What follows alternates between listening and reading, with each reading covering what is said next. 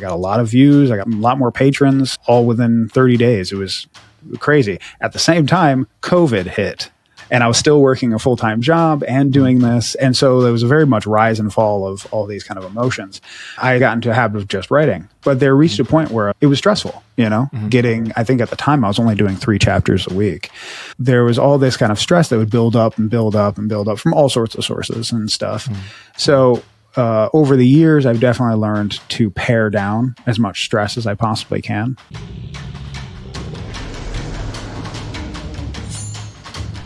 This is the Crit RPG Podcast, your one-stop shop for everything Lit RPG, progression fantasy, and Royal Road. Hi everyone, and welcome to the Crit RPG Podcast, the only podcast where the host is recording after a video gaming marathon. With me today is Nicoli Gonnella, author of Unbound and other awesome books. How are you doing? I'm doing great. Thank you. Awesome. How are you? I mean, you're tired, apparently. I am a little bit tired. Yeah, I told you about the brain fog. Like it's the best thing. You're completely immersed in that game. You're really going in, and then you're blinking, and you're like, everything hurts. I shouldn't be doing this anymore. I'm old. Yeah. Gaming past midnight is it becomes a risky situation after a certain time. Oh my god! The last time I did that was Assassin's Creed Brotherhood. I played through the night because it was so good. But it's kind of like alcohol. You got to know your limits. You got to know, hey, I can do this today. I can binge. But then, they even call it binge drinking and binge gaming, right? Yeah. And then you got to have a recovery day after. Drink lots of water. I mean, we already talked about the fact that you no longer really have the time to play video games. In the bonus stuff or the other half of the podcast that we recorded before this podcast, you can check it out on Patreon, by the way. Wink, wink. #ad. But now we're going to talk about books. So, hey, do you want to pitch us Unbound? Oh, do I? Some authors have literally gone no, it's a crap book. Don't read it. Okay. No, I love my books. Unbound is a story of Felix, who is it's an isekai story or a portal fantasy where he's taken from Earth and brought to the continent, where things operate on a with game mechanisms, and he has to kind of discover or figure out why he's there and how to survive. That is sort of the very kind of first brush introduction to this series. And things are a lot more complicated than that, and a lot more kind of dire than that. But it has been a very, very fun book to write. Okay. And I've really enjoyed the process. Yeah. Before I ask you about, the system and all that kind of stuff, because that's always fun to hear about. I wonder if you order the paperback, do you just send people sheaves of paper, or? I've had that thought. Like, I'll do a Kickstarter and it'll be the Unbound hardback. It'll all just come in pieces. They'll get their own glue, bind it yourself. The deconstructed books. Yes, it's very artistic. Yeah. No, I've had the same. Send them a log, like a wooden log. Get some ink and some, a little printing press and your own wooden log. Figure it out. And then the audiobook, to just write it down yourself. Yeah. Transcribe from the audiobook. Yeah, take care of it. Oh man. We should, maybe our April 1st, but probably not. Probably not. They're probably a bad move. Maybe. Probably. That being said, there's some cool April 1st stuff happening, I think. So we'll see what happens this year. It's going to be nice. Usually it is. Cool. So first of all, tell us more about a little bit about the system and how that works. Well, Unbound is it's based on skills and titles generally. So a lot of lit RPG systems have levels and classes, and they focus a lot on traditional kind of RPG structure, which is fine. And I like, but it is when I started writing this one, I wanted to I was kind of looking at a lit RPG world from a sense of like, all right, what is not realistic, because obviously that throws a lot of things out the window, but what sort of makes sense for a world that maybe developed this lit RPG system naturally? Because that's kind of the world of Unbound. Everything, like the system exists and it's not unnatural. It's not it's not technology. It's not, thing. It's sort of a expression of the world itself that people on the continent kind of experience as their normal every day to day.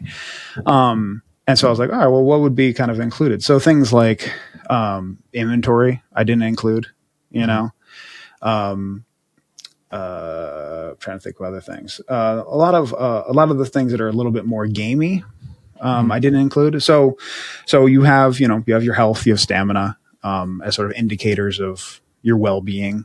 And levels also exist, but there aren't classes, not in any sort of traditional sense. And it's mostly just accruing skills, which in the world is, for an average person, is very difficult to do. If you are unbound, like the main character is, it's easier to do. And so accruing skills and then accruing titles. And the way to do those is you have to do certain tasks, in certain ways and with enough stress, and then the system will engage and, hey, you've learned the skill, or you achieved this thing and you got a title. Now the title boosts, X, gives you extra stats, or it gives you, some sort of boost to a skill. And that is generally the bare bones setup. There is a little bit more to it that sort of like underpins it, but that is kind of more story stuff. That's kind of spoilery to an extent. And that's more of like how it functions, how it interacts in the world itself. But from a very kind of schematic sense, that's how it works. There's the bigger thing, which is essentially when skills reach a certain level, they temper or they tier up at certain increments. And when they temper, people take, essence drafts to then imbue that skill with a certain feature that's inherent in the essence draft, and depending on what the essence draft is.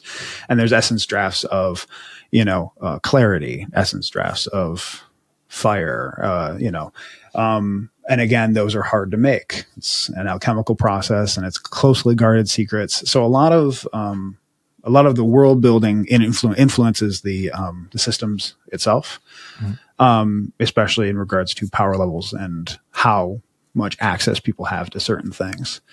But yeah, so whenever they're tempered, when you get, it's 3 skills per kind of aspect, body, mind, and spirit. And then when all 9 of those 9 skills temper, then you kind of advance your tier. So you start at beginner, and then you advance to apprentice tier, and then onward from there. With your like main personality strength wise. You kind of have to make a decision on like, hey, what am I gonna focus on? And for in the world itself, for most people where skills are hard to learn, it's sort of like, well, these are the 9 skills I've managed to figure out. So I guess that's what I'm going with. And then if you're part of like a guild or part of an organization where they've kind of handed down, well, this is how you learn this skill, and it's a secret. You can't tell anyone how you learned it. But this is how, and then, now you're above the others because you're, they control information and stuff like that. Which I made all those decisions, that's the general system, but I made all those systems, like that because, narrative reasons, really, because they all kind of fuel, kind of conflict. From a story perspective, they're all conflict, tension levers that you can kind of pull on to be like, okay, well, they're not sharing information because they want to maintain the supremacy of all of their people knowing these skills, which are better than more readily available skills that kind of the general public can get, and things like that. So nice. Yeah. All right. And it's called Unbound because the main character is it's both the term unbound, he is unbound, but the phrasing essentially, they're not bound by the same rules that natives are.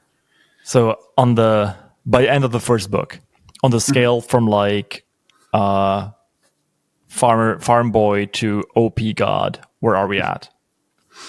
We're pretty strong. It is more of a he gets pretty strong pretty quickly, and that is partially because I like that stuff about lit RPG. I like writing kind of a more powerful character. It's always it's sometimes cheap to call it like wish fulfillment, but it's a kind of a fantasy of if I did this thing and I got really powerful, and that would be really fun and cool, and I could do these cool things. So that kind of fueled it a bunch. It's fun, but by the end, it's very strong, but certainly nowhere near the top. Cool. Yeah. We, I one of the big things I always wanted to write is because I wanted to write a OPMC, overpowered main character, but I also wanted to consistently keep them challenged, in a way that's both believable and fun, and that's what I've always tried to strive for with each book. Okay. So are you like, how successful were you with that? And like, what are some of the pitfalls that you find in that? I think as far as success with keeping him kind of challenged, I think I've been successful with that. It's actually, I've learned a lot of lessons from, what I've read elsewhere, trying to take in kind of challenges, because the main thing when you have a main character that's, very strong, for instance, well, how do you challenge them, or how do you present a threat that is a threat if they're stronger than that person per se? And a lot of it has to do with, again, it's tension. It's maintaining those tensions. And sometimes it's the character doesn't know this threat's ongoing, but other people do. And maybe they're not talking because there's a problem with, a relationship there. So they're not, they're at odds for some reason. So they're not sharing information. And so that threat becomes more of a threat as it goes on, or it's one of physical distance. If the character is super powered, but is 100 miles in the wrong direction and something's happening back there, then it's up to the people that are there to handle that situation. And those are all kind of ways to kind of handle tension and handle the conflict in a way that's both can both be satisfying and and sort of like there's that certain kind of aspect of like frustration that is sort of necessary for a conflict, because like you're invested, you're like, oh man, I hate that this is happening and stuff, but what's going to happen? Turn the page, read to find out. Read to find out. And sorry, what was the other part of the question? You said it's fine. No, it was the question of how OP, and then basically what kind of struggles did you have with it, and did you overcome them? But I think we can talk about that in the third question a little bit more. Speaking of questions, what's the best advice you've ever gotten as a writer? The best advice I ever got, I'd say the number one best advice I ever got was not about writing. It was actually something I learned when I was doing webcomics, and it was consistency. It is committing to a time for posting, and then delivering on that repeatedly. Generally without fail. And if there is fail, clear communication about why, and that's only become more important. I knew, because when I was doing web comics, I would do 1 page a week, and it took me something like 10 hours to make 1 page. And it was extremely labor intensive, and there's not a lot of like feedback like I've had with writing. So it was very like a lonely thing, and I would miss stuff all the time, and it was a big bummer. Only when I was consistent that I saw like some more engagement, because you're consistently do this thing, but it's also one of those things where it's like, you're consistently posting into the void, and that's, you got to change things up at some point. But the consistency was a huge thing. So when I went into writing Unbound, I started writing on Royal Road. I started writing it in November 2019, and I was like, okay, I'm going to write 20 chapters before I start posting, so I have a buffer for myself. I also knew I wanted to do a Patreon, so I wanted to set that up. So I did that, and that took me forever because there was no sense of urgency. I was still figuring things out. So between November and like February 2020, I wrote 20 chapters, which now that's extremely slow for me. But for then I was like, hey, that was fantastic. And so when I started posting, I already had 20 chapters that I immediately put on Patreon. The only thing I'd do differently is I would have also, built up like a 5-chapter personal buffer on Patreon. So when I inevitably got tired or couldn't get the chapter done in time, I'd have something to fill the gap, so you wouldn't have anything. But yeah, consistency is probably the number one thing. And but the best writerly advice, like straight writer advice, is just in regards to characters, and specifically about making sure that the characters are developed when they hit the page, before they hit the page.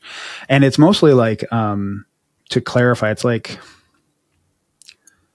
you should, and this is my own obviously personal opinion on it, but you should have the character figured out before you kind of introduce them, not that the reader should, but that you should, so that you should have an idea of like who they are, what they like, what they hate, what they, are afraid of, at least in the sense that that's important for the story. Because having a character that's like fully fleshed out, hitting the page is so much more interesting than having a character that is essentially a blank slate hitting the page and then slowly finding the character throughout the story. That is something that has resonated with me and stuck with me for a very long time.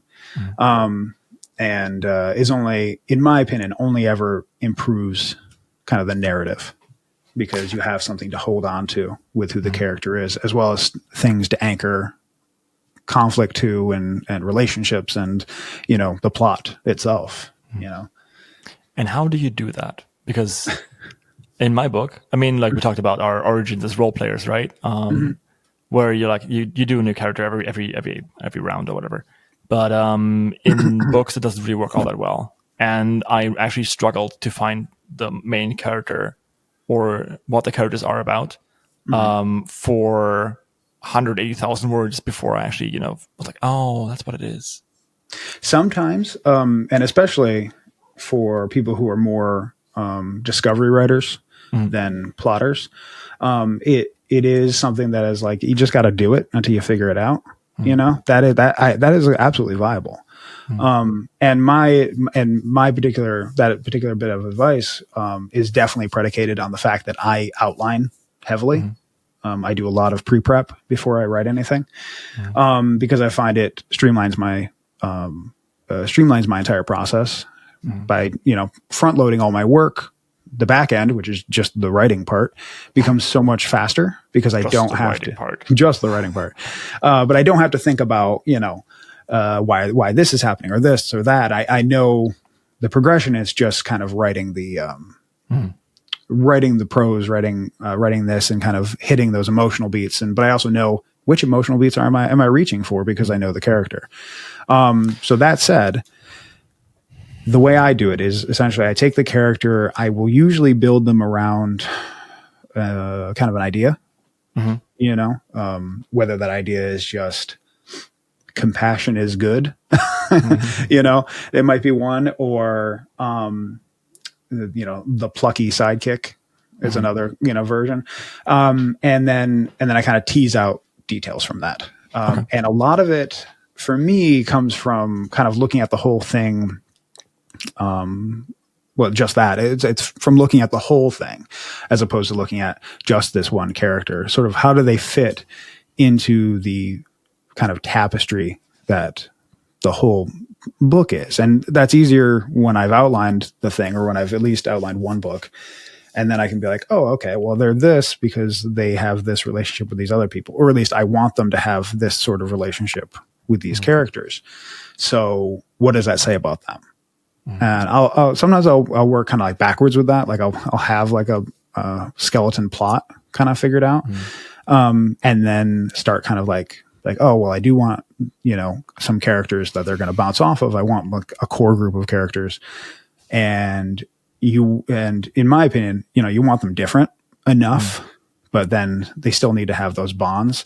DMing for my friends for a long time. I think, just 10 years. We've been on this like one campaign for 10 years. It's taught me a lot of how to create hooks for people. So when they have characters, like, well, how do I get them interested in this other thing? They've already demonstrated that they're, they have this kind of personality trait, or they're honorable or whatever. And like, oh, let me put this sort of thing in, and they should respond to it. Sometimes they do, sometimes they don't, because it's different, because it's collaborative storytelling, and I'm not in control of them, which leads to a lot of improv, which is another good thing for writing. But yeah, it's a lot of holistic looking at it. I do think there's a lot of value in the whole, what is their biggest fear?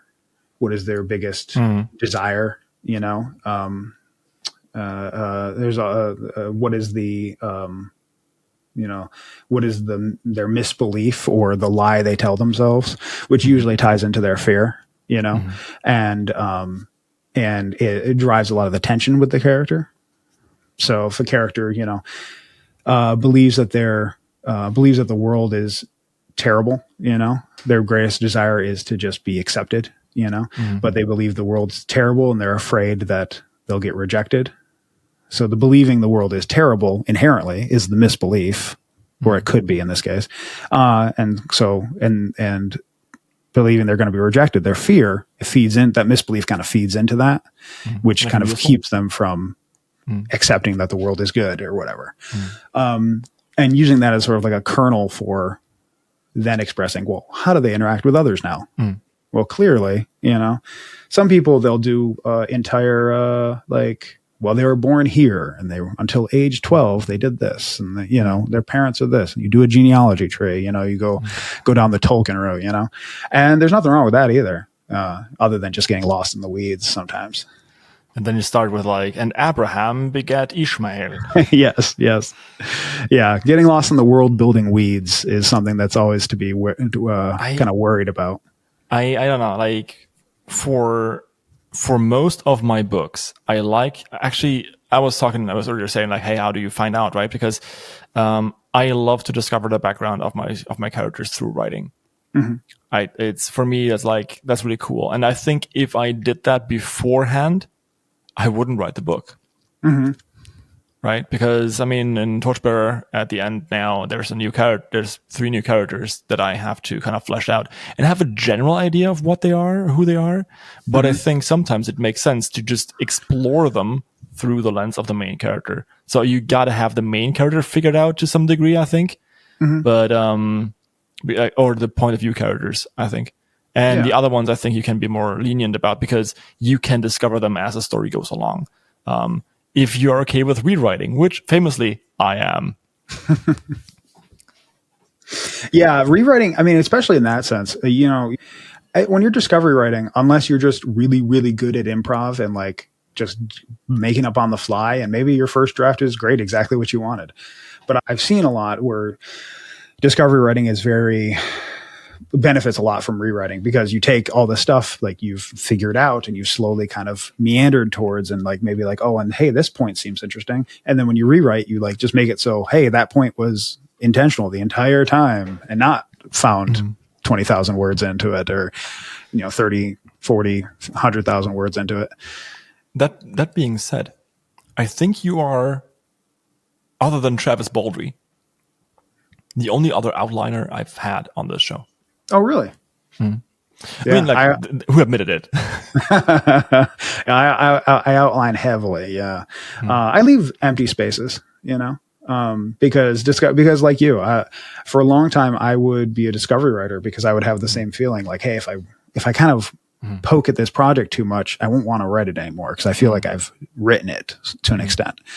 That was how it was for a long, long time. And then what changed that was a drive and commitment to consistently writing a thing. The first Unbound book was the very first book I ever finished. Torchbearer too. Hey, congrats. I think that is that though, right? I'm enjoying rewriting right now so much that I think the fear of, over engineering it might be unfounded in my case. Yeah. Because I am literally doing that. So here we are. Yeah. So, no, it's great. Do you edit then, or do you have a very good finished first draft? I generally have a pretty, I have a solid first draft. There's always a little continuity errors, or there's, typos and stuff like that. That's always going to happen. Just because, especially when you've written, most of my books are 250,000 words. Yeah. So after a certain point, and it's all one big series. So after a certain point, I try to be as good about continuity as I possibly can. And that slows me down sometimes during the writing, because I'm like, let me look up this book. And I actually have all 9 books actually open up in a draft in a PDF thing that I just search. I'm like, when did I mention this? Let me check this. But most of the time it's pretty clean, and then it goes to my editor for copy edits and line edits. Do you have a continuity editor? I don't have a continuity editor. I'm the continuity editor, as well as my readers. I'm the continuity editor. Yeah.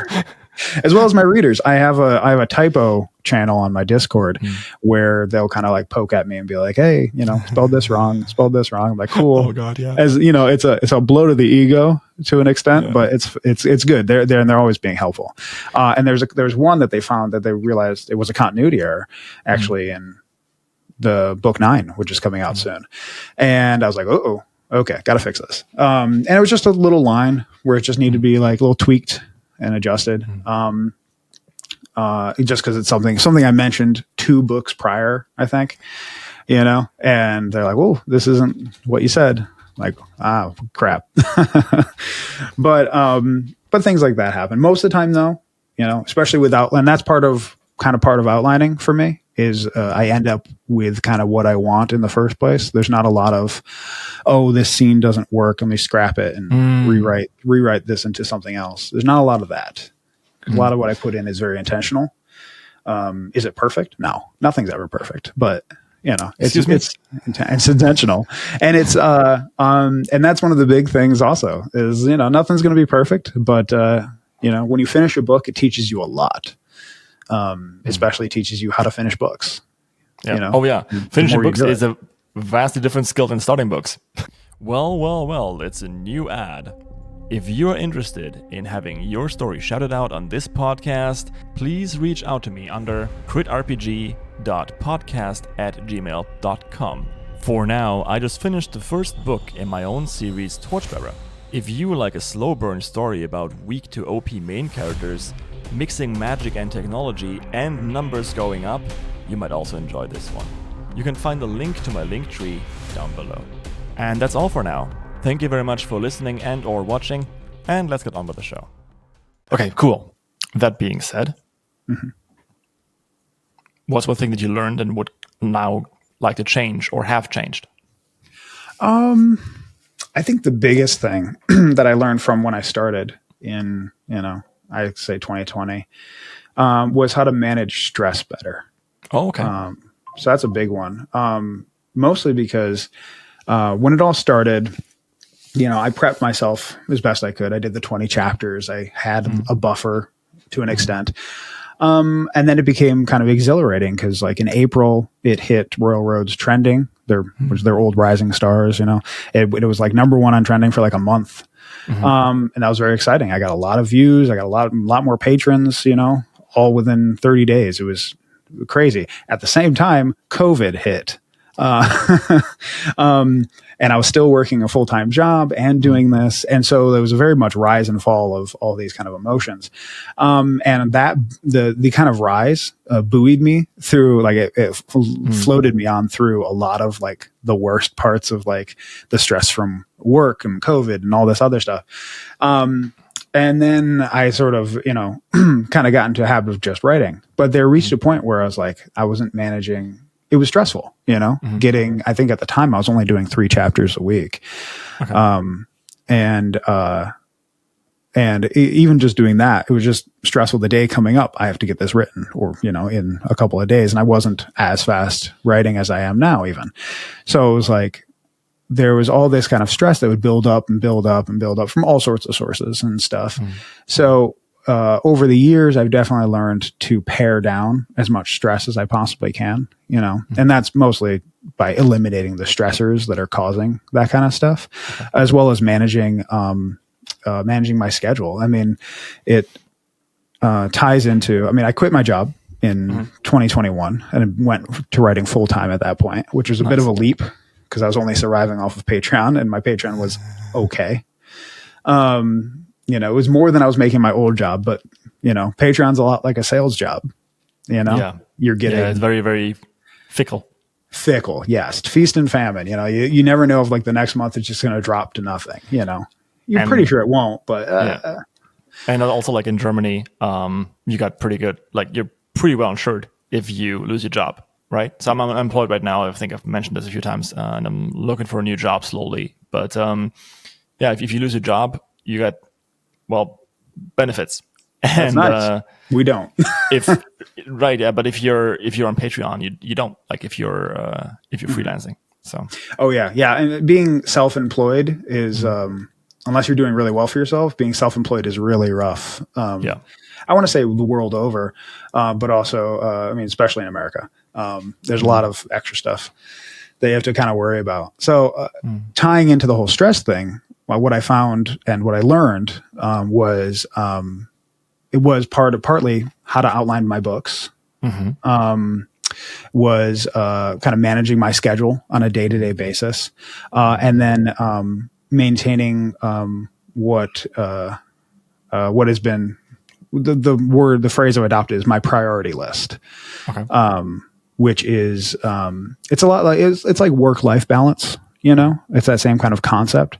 Priority list was a phrase. It was from a talk that James Hunter gave, who runs Shadow Alley Press, and he gave on burnout. He was talking about burnout and stuff. And priority list is just about sort of like a different kind of framework in your head.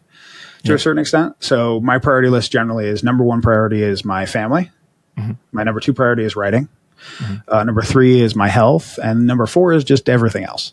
We kind of lump it all in there. And my priority list changes day to day depending on what's happening, and that helps with my stress because it's sort of conceptualizing this idea of like, okay, well, I don't always need to be 100% in this thing or always regretting that I'm not doing this thing or, worrying about these things. It's just, you just have to maintain this, it is a balance, but it's also a thing that kind of is in flux all the time because some days, especially when I have a deadline coming, writing goes to number 1, and my wife is awesome. I have two young kids and, but managing that. And sometimes I'll be like, hey, I have this book that I need to get done in the next month and I'm X amount of words away and I need to focus.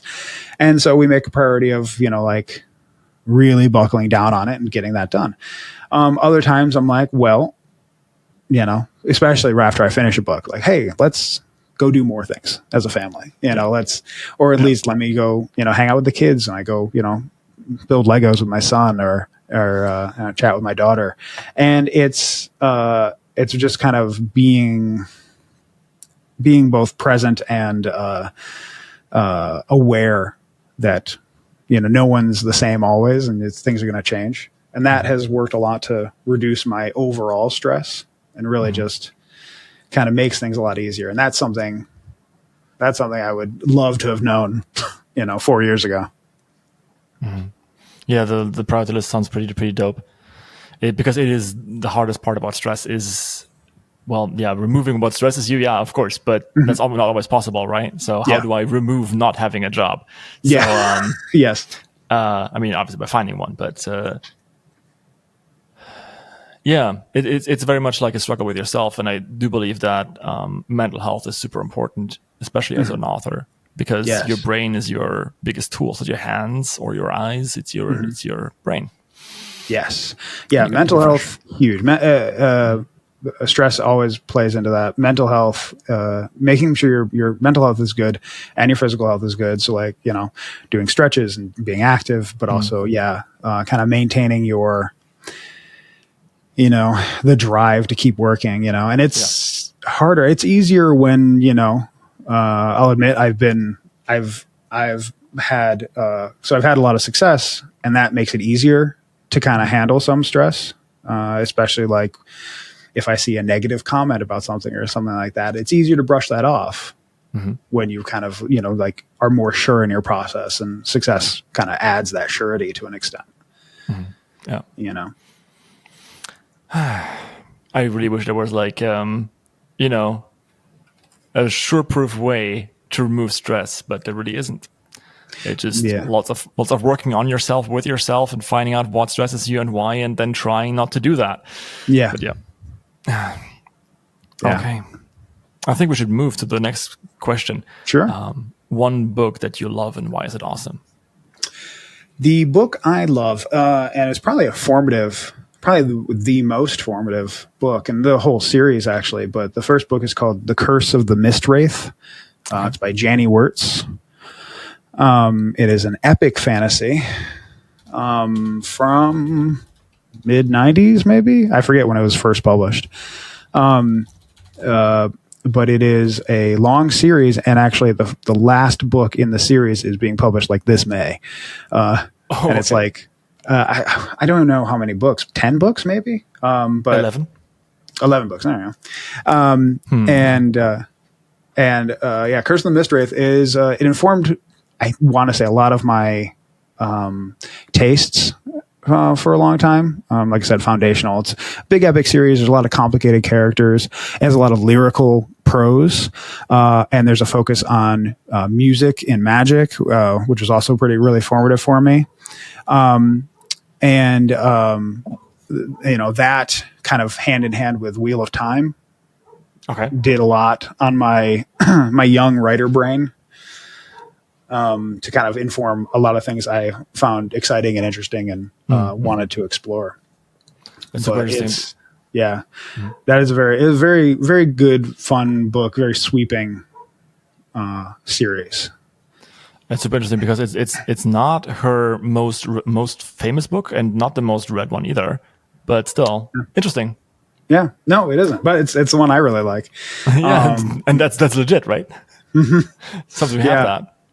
Yeah, it is. It's something I've come to. Because I've been asked that question before, and a few years back I was like, oh man, I don't know what maybe my the one book I want to rec would be, or whatever. And it's definitely crystallized as I've kind of thought more on that, and it's definitely a how she approaches magic is really interesting, because it feels very magical in a way that is kind of mystical and unknowable to an extent, which I like a lot, but is also more kind of visceral than, say, Lord of the Rings. Okay. Because Lord of the Rings is very much like, it's magic, but it's also just like, he just knows how to use things in the world, he hits the right rock kind of thing. Or he has, it's more about Lord of the Rings it's famously soft magic system, but it's also very tied to like just their knowledge of how the world works. It's kind of their magic. I mean, like, many people don't, but you probably do know that like Tolkien was like a very, very famous like scholar of Norse mythology. Mm-hmm. Right. So the entire idea of, the Ring of Power is very much tied to Norse mythology or Norse customs, Norse customs in the Middle Ages, where a ring giver, it's a thane, or Thane, who would then give you a ring for good services, and that would give you a certain amount of power in your society because you have a now gold ring from the thane, from the chieftain. Sorry, it was a quick aside. No, that's awesome. Yeah, the idea of how magic works is very much informed by stuff like Beowulf, for example, or Gawain and the Green Knight, because the magic is never really explained all that much because people didn't, write down all the magic systems back then. But they saw magic as a far more natural thing that just kind of happens, like lightning strikes. They just kind of happen. Yeah. And so Beowulf just knows all those things. And he has a word hoard, which is an amazing word, that he opens to like do parlay with monsters and stuff. And Tolkien took that and ran with it. And if you're reading it, it really, really harks back to a lot of the Norse mythology. It does. I like Lord of the Rings. When I was a kid, I read it and I was like, wow, this is boring.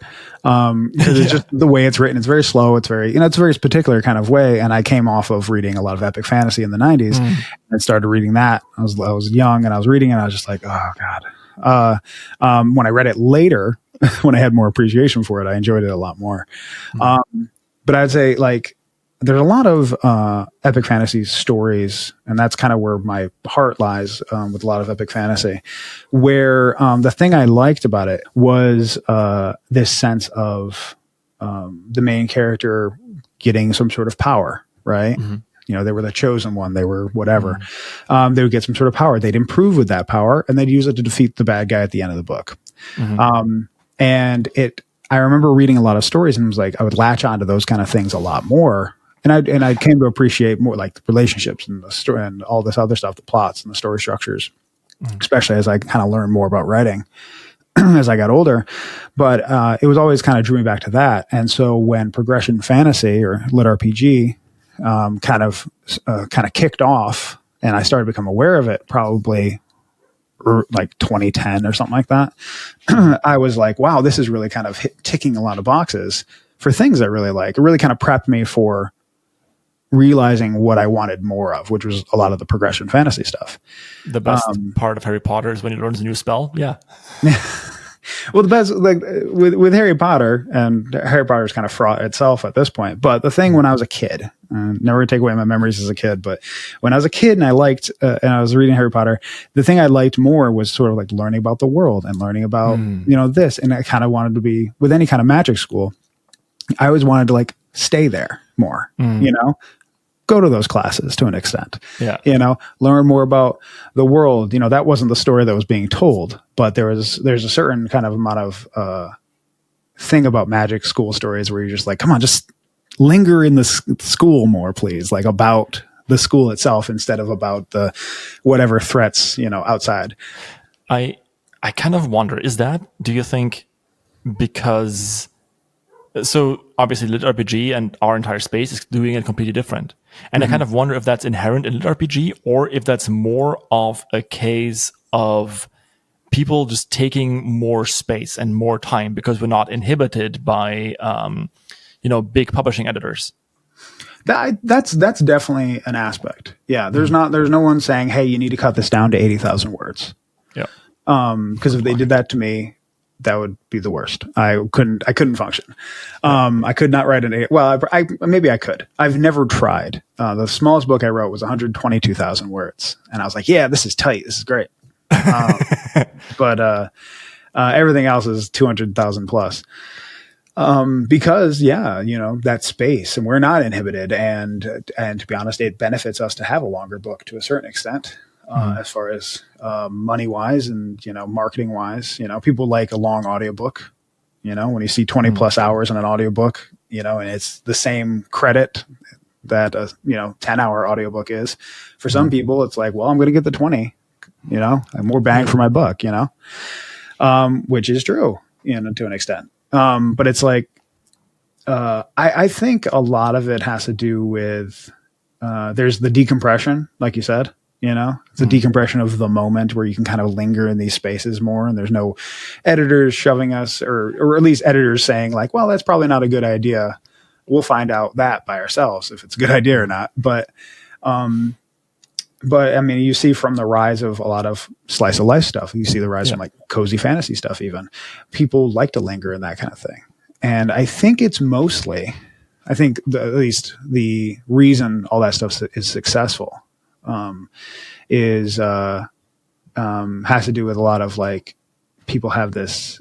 There's a lot of fantasies people have, and they vary pretty wildly. But there's things that people like. They love the idea of being like, for say, in a magic school, or being on another world, exploring this ancient civilization, where you can kind of linger there and kind of draw out things because people want to read about it, and they would love to explore that thing for themselves. And glossing over it can sometimes be frustrating because, like, hey, that was interesting, that was really cool, let's linger there for some reason, and kind of really depends on the story you're telling, obviously. But it is definitely a style that I enjoy very, very much. Yeah, I think so too. And even if you're looking at, I mean, yours too, to an extent, right? But I think people mostly know, He Who Fights with Monsters or Primal Hunter. Even people have like long ass discussions about things that don't really matter to the plot all that much, right? The famous beach scenes, just kind of having a picnic. It's kind of it brings you closer to the characters, which is, I think, what people like. There you go. Yeah. Absolutely. People like there's always a subset of people who the moment you're not doing anything plot related, they call it fluff, and this is worthless and it's nothing. But there's a larger majority that I've seen that really enjoy the characters. Characters are always going to drive a story. For most people, they may forget your plot, whether it's clever or not and stuff, but they'll remember your characters if you wrote good characters. Which kind of goes back to my original kind of thing about like making sure they're a solid character before they hit the page, and then you have something for those readers to kind of latch onto. Yeah, I still want to kind of. I mean, the point about the characters is that book up there, Art of Character, David Corbett.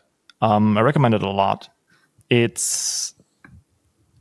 has this really cool idea about writing scenes that aren't necessarily going to be in your book, but scenes that pit your main character in a situation where their primary desire is being denied.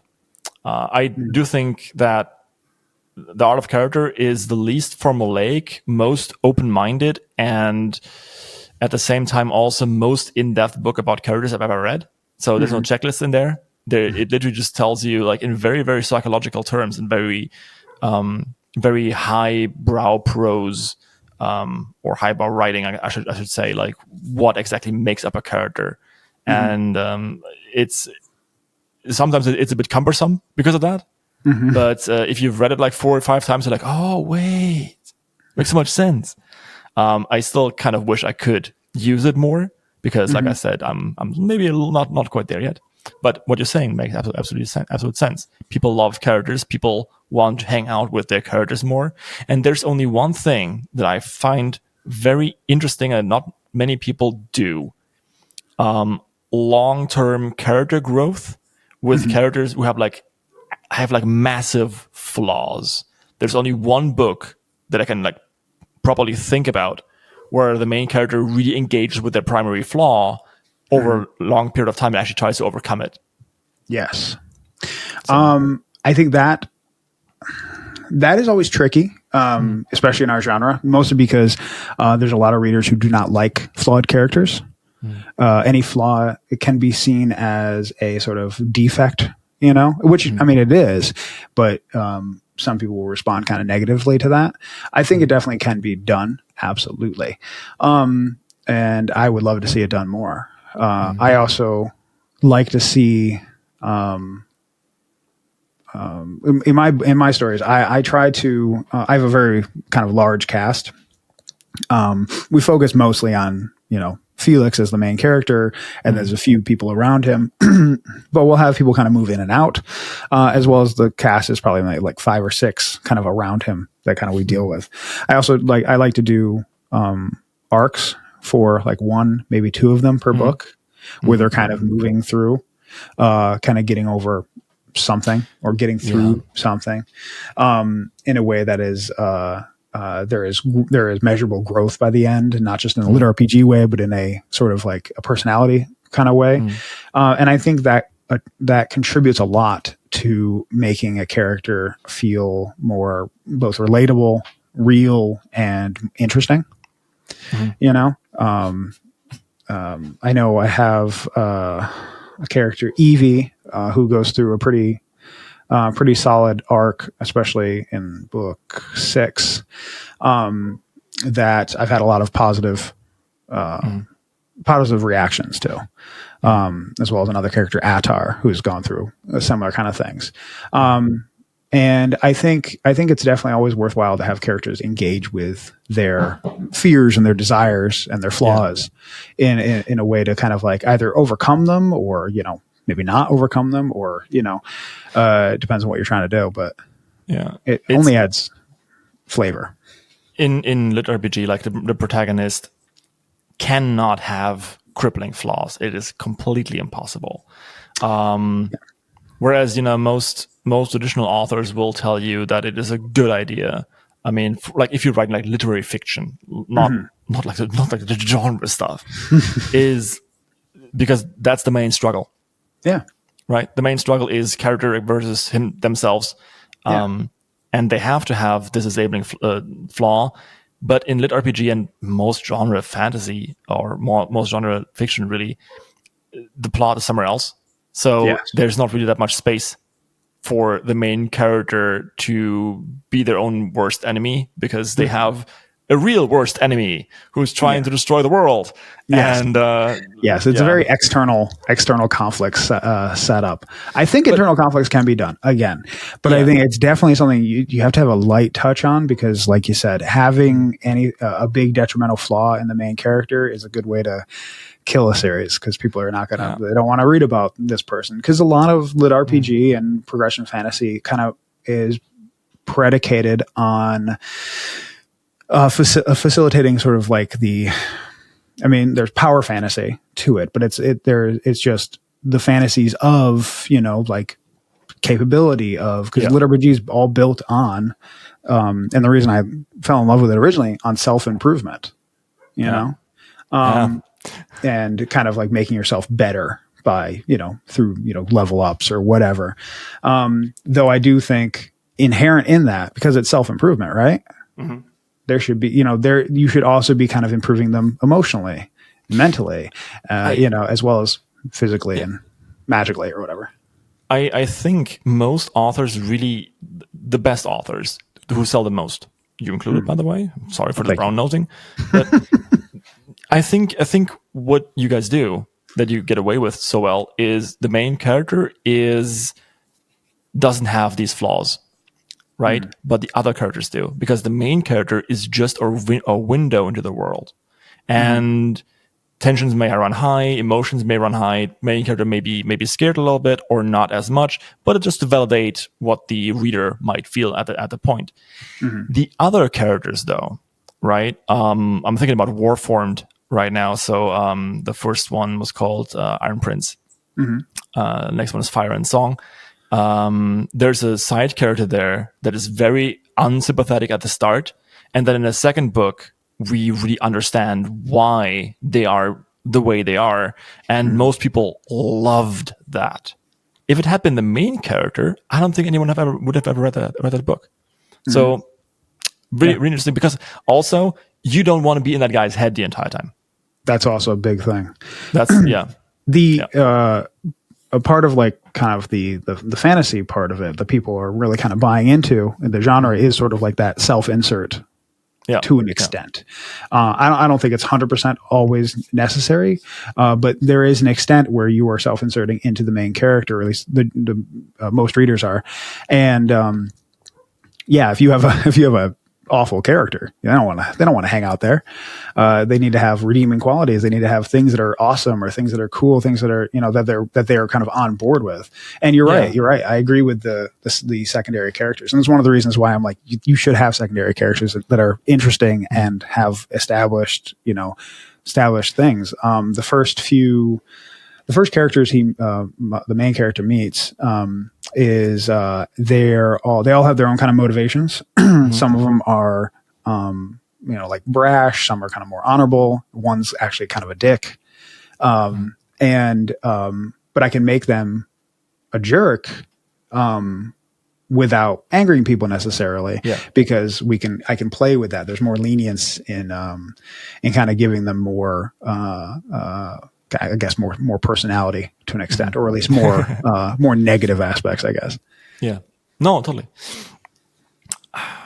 We should move on to shoutouts. Now, question for you. Shoutouts in regards to my work, or I mean, in general, this is very much free for all. So you can shout at anyone you like. Usually what people do is they shout out lesser known authors or friends of theirs. So whatever you want to do, like you can shout out George R. R. Martin. Well, I mean, if I was shouting out anybody, it would always be J.M. Clark, who writes Mark of the Fool. Yeah. It's a great series. Great guy. Great author, too. His other series, Rune Seeker. I'm trying to remember off the top of my head. Is also good and really fun. And then, oh God, I had to remember his author name, V.A. Lewis. Another good friend of mine, also very prolific writer. I think he one of the crazy writers that I know that writes a ton. I think he wrote something like 170,000 words this month, or something like that, and which blows me away. It's crazy. So Melos, right? Melos D. Yeah, his username. Yep. And and also Actus, another prolific writer who is writing a very fun story that I've been really enjoying recently, which is I think it's Rise of the Living Forge by him, and which is very fun. I think I actually subscribed to his Patreon for that one, actually. Reading ahead. I wish I had money for that. Yeah. Speaking of which, you should go subscribe to my Patreon. Yeah. I have money for Patreon. But yeah, now all the people I try to read as often as possible. Sadly, which I don't know if you've experienced this, when I started writing, I started reading a lot less. I just ran out of time. So many people tell me about how can you not read as an author? I'm like, you just don't have time. Yeah. Like, that being said, maybe we should all read a little bit more. Oh yeah, it's good for the brain. Yeah, I used to read something like 20 books a month, something like that. Like a lot. A lot of that was driven by a lack of creative endeavors at the time, So writing kind of fulfills a lot of that for me. So I'm not so much kind of desperate grabbing for books or anything. And then also it's time, and then it's my editor brain kind of kicks on sometimes when I'm reading other things. And then I start to, and I need to shut it down. Yeah, when I read, I mostly just want to enjoy. Yeah, it's hard. And then it can range anywhere from, this is interesting. Let me just write this down because I had an idea, all the way to putting on a beret and going why this you wrote it like this? This is terrible. And of course, me with my 1,337 followers on Royal Road have the perfect opinion. No, it's very easy to. Yeah, it's very easy to be overly critical of other works, especially when I'm not writing them. And but it's also one of those things. It's also just shut it down. That's not what I'm here for. I'm here to enjoy myself, try to read and stuff. And I'll kind of mosey on through it. But it's something I try. I try to get 2 or 3 books a month now, which is pathetic compared to what I used to do. But it's it's something. Working my way through stuff. I mean, that's cool, right? So I'm still reading through Seth Ring's Dreamer's Throne, which is a really good lit RPG. Yeah, I want to read that one. That's been on my list. I like Seth. I've met him a few times. He's a great dude. And I've enjoyed his other works. I read the what was it called? It was the Thorn, his main character. What? Novaterra, Battle Match. Novaterra. Thank you.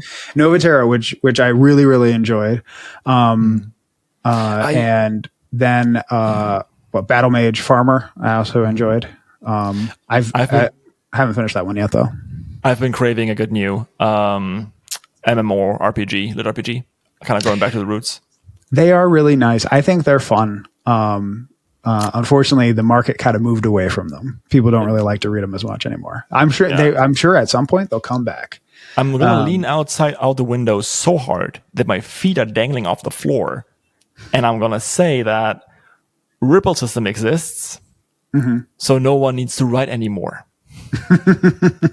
Obviously, this is like half a joke. Please write whatever you like. And I'm quite sure there's like other very, very high quality, but I really love Ripple system. Yeah. Ripple system. Yeah. Ripple system. Actually, for a period of time, Unbound was going to be a VR MMO. That was the idea. I think the original name was Unbound Shores. And that was like the name of the game, you know. But if you want to hear more about that, subscribe to my Patreon. Cliffhanger. Yeah. No, because we got to cut it here. Thank you so much for listening and watching. Please like and subscribe. The followers really help me out because, well, literally a lot of money is tied into that. So following me actually allows me to do this more, come up with new ideas, host more people. And yeah, if you want to support me more than with just a few clicks that you can do, thank you. Try Patreon. For every hour of podcast, I have another hour on Patreon. So you can find every link down below. And I thank you very much for listening and or watching. Nicoli, do you have any last words? No. It's been great talking to you. This is fantastic. Buy my book. Oh, I guess the last thing is my book 9 in my Unbound series is out March 13th. So that's just a couple weeks from time of recording this. It's another doozy, 230,000 words, continuation of Felix's adventures on the continent. And then I'm busy writing book 10 already. Ooh, nice. Well, thank you so much. It's great that you just came by and unwound. And I'll see everyone next time.